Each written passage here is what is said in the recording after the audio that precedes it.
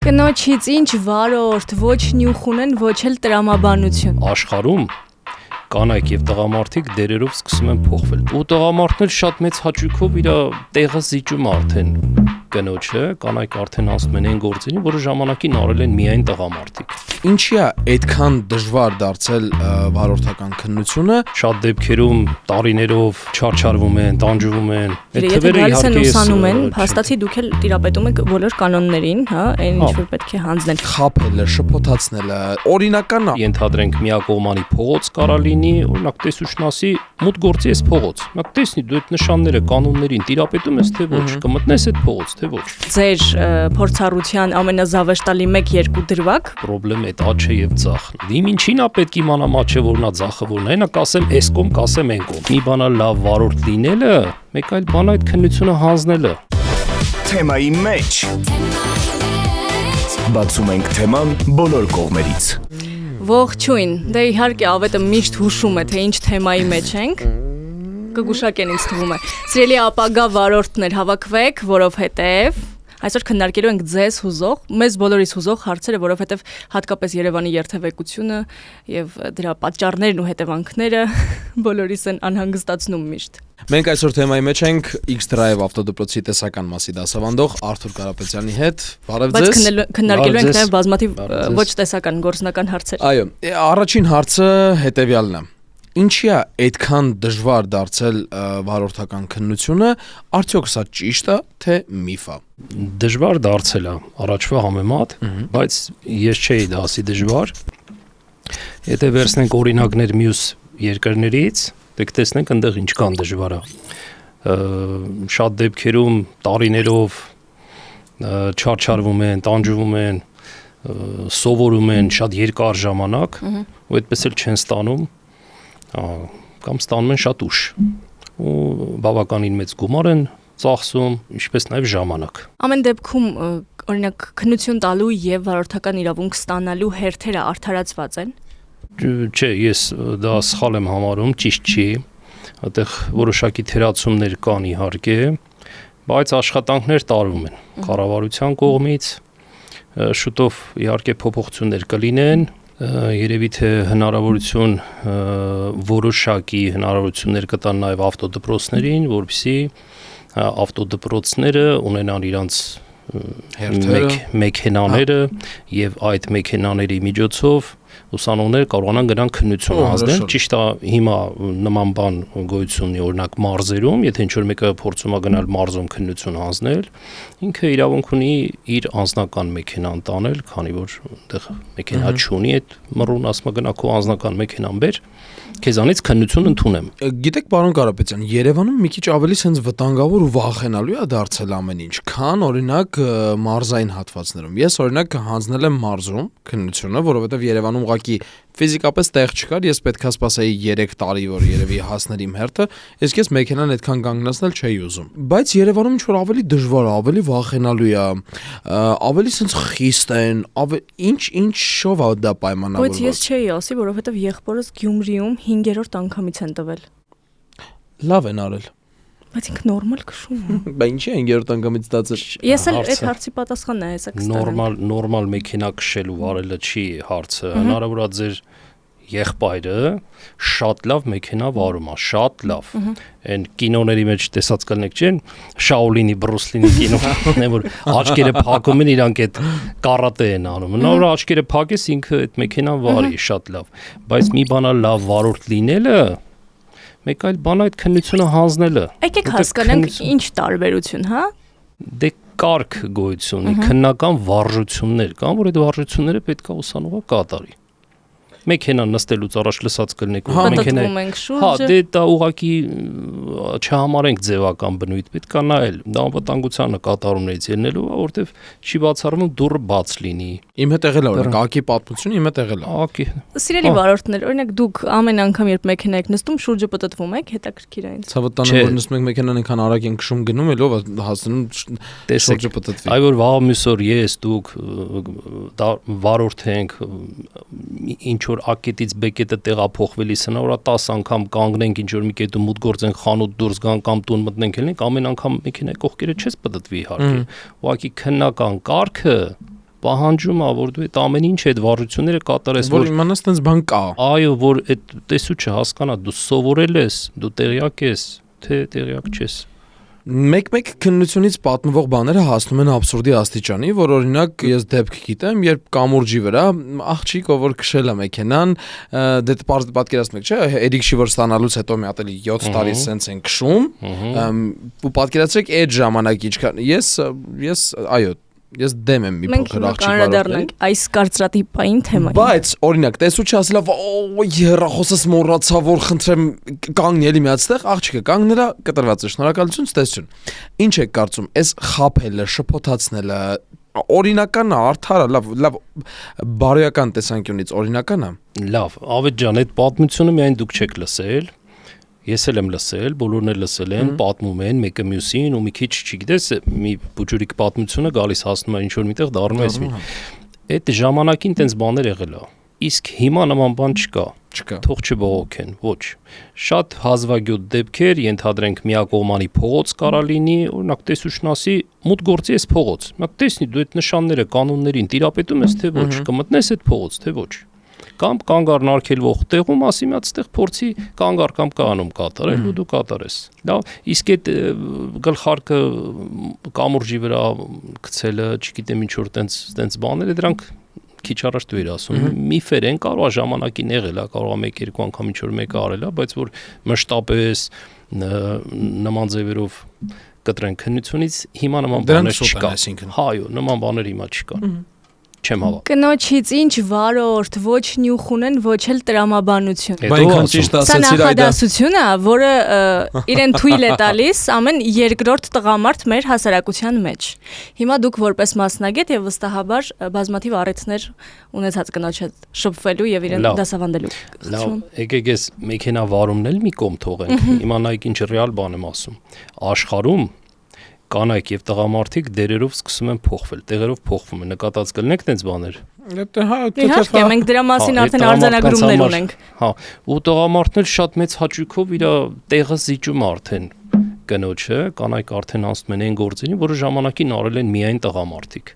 Հիմա տեղերով դերերով փոխվում են։ Շորտ աշխարհում ոչ թե Հայաստանում ներողություն։ Աշխարհում, դե Հայաստանն էլ աշխարհի մասը է, էլի 40 տարի հետ է դա հասնում է, ախ։ Լավ, բայց հիմա ռեալ օրինակների վրա եմ ուզում խոսել։ Իրոք կա տարբերություն, արդեն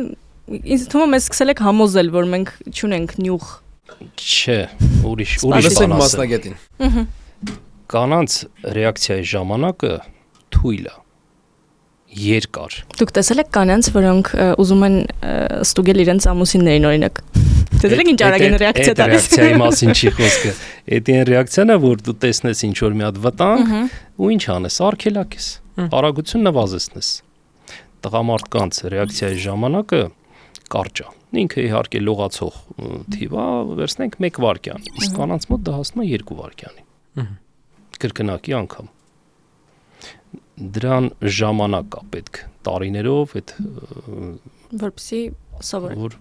որ ասում է դերերով փոխվեն երբ որ կփոխվեն կանանց ռեակցիայի ժամանակը կնվազի ամեն հեռու չգնանք օրինակ աղջիկ երեխաները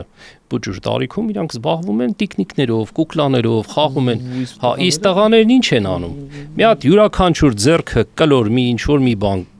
կապարիչ կաստուր կամ մի բան տալիս ես ինքը սկսում է տան մեջ սպալնիայից կուխնյայից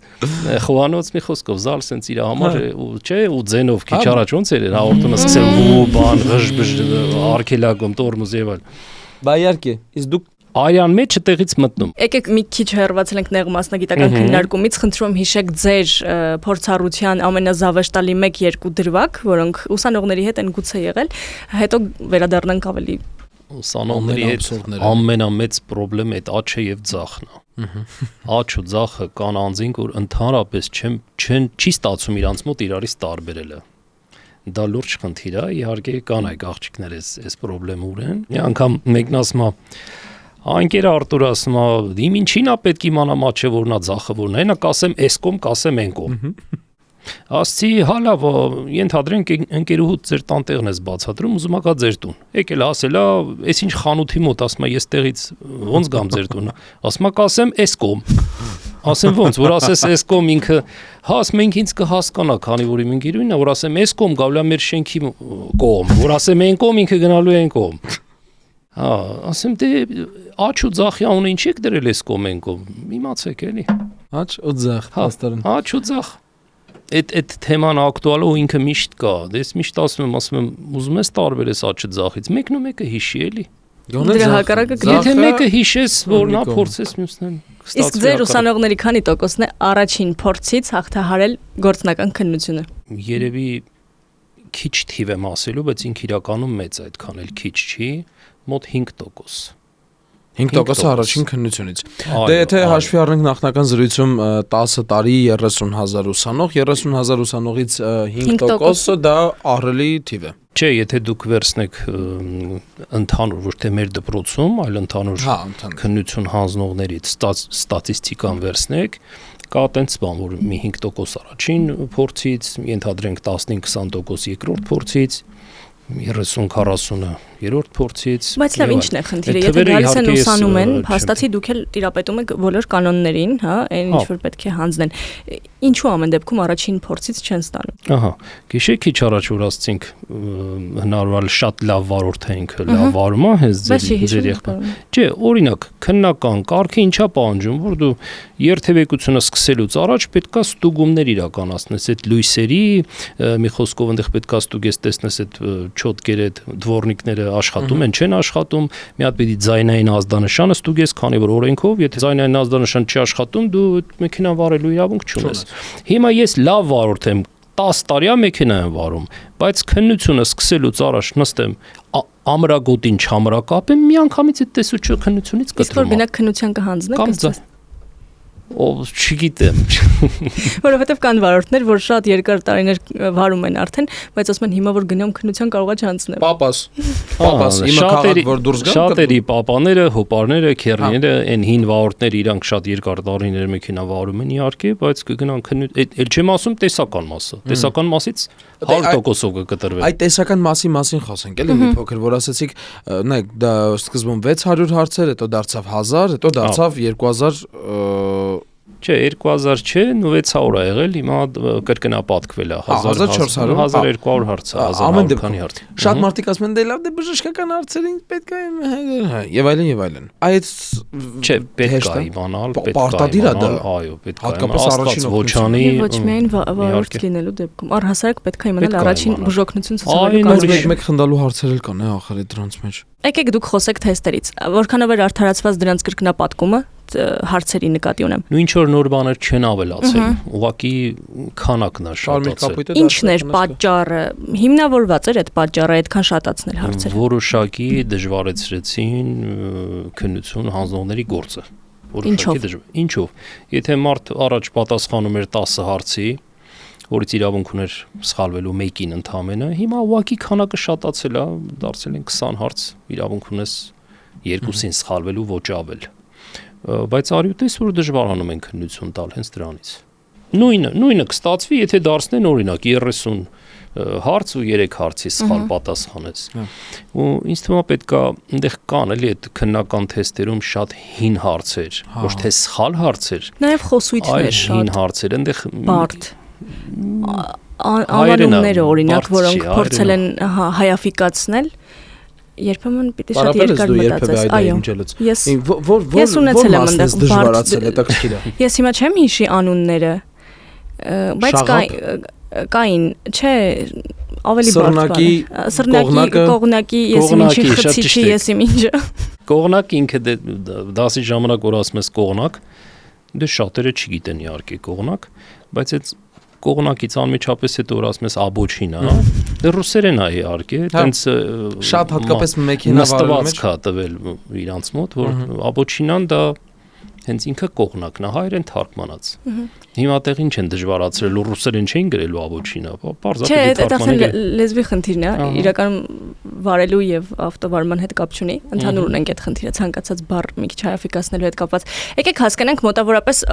օբյեկտիվորեն, հա, ոչ շատ սուբյեկտիվ, որտեղ մարդուց է կախված ինքը ինչքանում կյուրացնի 15 ժամում թե այլն, բայց մոտավորապես ինչքան ժամանակ է պետք ռեալ սովորելու եւ տեսական եւ գործնականը, քանի ժամ վարելուց հետո է մարդը ինչ որ չափով պատրաստ, որտեղ գիտենք 5 ժամ վարելուց հետո գնում են ուզում են անպայման հանձնեն քննությունը։ Չեմ ուզում ոչ մեկի նեղացնեմ իհարկե, բայց շատ պետք է մեքենա վարել։ Եթե անգամ վարորդական իրավունքի վկայականը ստանում է տվյալ անձը, բարով ստանա, բայց մի ամբողջ տարի ինք իր անձնական մեքենայով տարվա տարբեր սեզոնների այդ գարուն, ամառ, աշուն, ձմեռ այդ եղանակային բոլոր պայմաններում պետք է մեքենա վարի, 1 տարի։ Դա իմ կարծիքն է, որ լինի հմուտ։ Թե չի գալիս են 10 դաս, 20 դաս, 30 ժամ դաս, մի խոսքով ասենք, մեքենան վարում են, իրանց վարորդականը ստանում են, համարում են, որ իրանք արդեն եւ հմուտ են։ գնում են դեպի երթևեկություն։ Բայց մեկը քանի կողքդ մարդ կա, դու ինքնուրույն չես։ Այն ժամանակ, երբ որ դու մենակ ես նստում ղեկին ու դուրս ես գալիս, հա, դու հասկանում ես, որ եւ արգելակն է քո ոտքի տակ եւ գազն է քո ոտքի տակ, ամեն ինչ քո ձեռքի տակ է։ Նման բան կա, բայց իհարկե սովորելուց հետո։ Լավ, մինչև սովորելը, եթե ինչ որ մեկը քեզ չի սովորացնում, որոշես դու ինքդ նստես մեքենայի ղեկին ու լրիվ ինքնուրույն։ Հա, դա է ամեն ինչը կապ ունի, ավետ տարիքն էլ կապ ունի։ Ասեմ, 14, 15 տարեկան տղա երեխան։ Այսինքն մի հատ նայ տեսնի իր papan կամ հոպարը կամ քերին ոնց է այդ մեքենան վարում, ինչ գործողություններ է կատարում, ոտքերին նայ, ձեռքերին նայ։